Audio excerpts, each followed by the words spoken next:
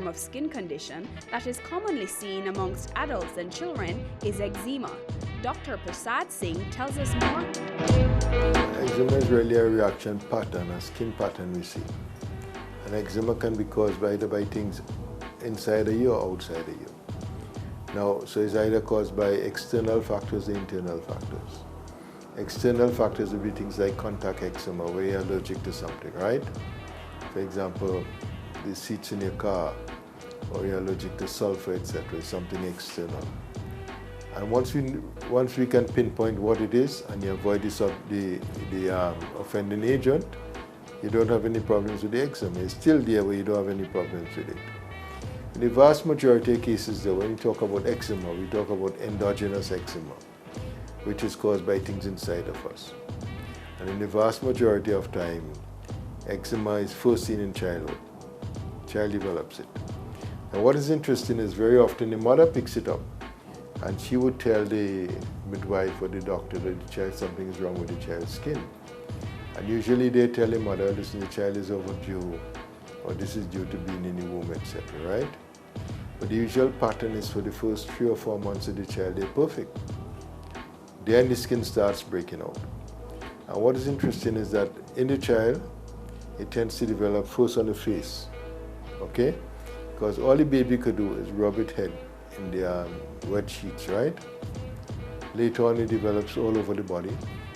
And then later still, about the age of 7 or 8, it tends to settle in the flexures here and the back of the knees. Now, in most kids, the eczema goes away by 7 or 8, 9 years old, right? In some kids, it remains and they have chronic eczema all their life. And sometimes it might go away, but under stress, etc., it tends to come back.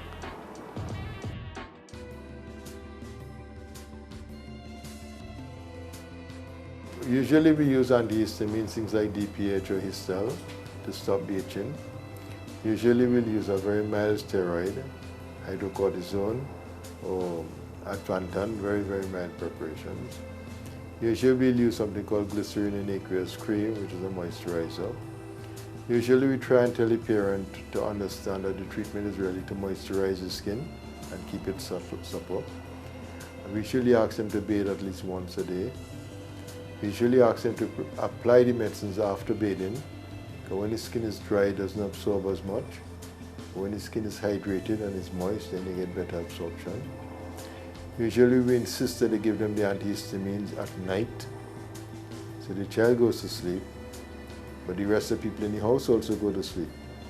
Because believe you me, it's hell when you have a child scratching and nobody in the house can go to sleep, right? So we ask parents to be on the lookout for this, and as soon as they notice it, take the child to the dermatologist. A lot of patients come with eczema, and as I said, the behavior pattern of the disease differs. In childhood, it's on the face alone, in infancy. Then it settles all over the body. What I ask a lot of my patients to do is that very often there are trigger factors in eczema. So some patients will tell you, look, it's November now, going on to December, it's going to be very cold, February, etc. The eczema tends to break out. So the temperature seems to play some part. The other kids who come back and say, well, July, August, when it's hot, that's when my eczema gives me trouble. So you have to see what is causing, what triggers the eczema. Honestly, I believe there are other allergens in the atmosphere that we are not aware of. Because I've been struck in Jamaica that at this time, November, December, so many kids come down with migraine, come down with hay fever, come down with asthma, right? And especially the hay fever and the asthma. I'm wondering if there are pollens that some plant is putting out that's really triggering it. Use creams, use the emoluments, the moisturizers as much as possible. If you don't have anything, get some DPH, which is cough medicine, or some Histal, and take it, right? Try and avoid itching. And one of the key things I tell people, if the skin is itching, fill the bathtub with water and put about a cup of bleach in it and go in that bleach bath and bathe. This is fine for other places. In Jamaica, we have the problem, we don't have water in the pipe. And my good friend the minister is just saying that although the dam is overflowing, you're still not going to get the water.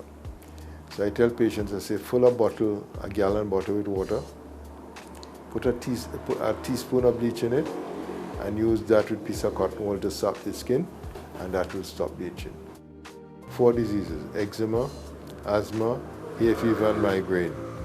And usually if you ask the patients about it, there's an association, right? I know the textbooks say so, but I'm a little bit worried because I think if you find 10 people, you're going to find most of them have these 4 diseases. Now you'll find very often that you go home, you don't have eczema, you're a normal person, you take off your clothes before you go to bed, and you feel it's scratching you. This is normal. If the temperature changes, it tends to happen, right? You have the little child, you take them to bed, you play with them, you take a duck, put it in the water and play with the child, etc. Time you spend with your child, bathing it, etc. is bonding time. It's prime time, and you should use that time to bond with your child. It's a fascinating disease. We're working on the genetic component of it. We think it might be due to things that we eat, really and truly. One of the theories we have is that it's caused by proteins in the food we eat. And you introduce the kid to these proteins when they're very, very young. And the gut is not well formed, so it absorbs more of it. And this leads to reactions in the skin that we see as eczema. And we should hold off on feeding the kids some things. Now, a lot of kids, when they come to me, they already stop drinking milk and they stop eating eggs, etc., right? And when they stop the milk, they're still eating beef, and the cow makes the milk, etc. Similarly, I find they'll take them off eggs, but they keep on eating chicken. And of course, the egg comes from the chicken, and chicken comes from the egg, so the same sort of protein. So you have to be careful. Then they put them on soy milk, but some children develop eczema with the soy milk. So you have to know what you're doing. It's not as simple as you think. It's a very gratifying disease to treat.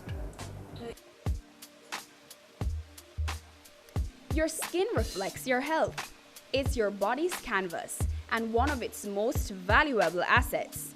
It's also the only skin you'll ever get, so your daily habits mean everything. I'm Amita Persaud-Webb, and this is The Good Life.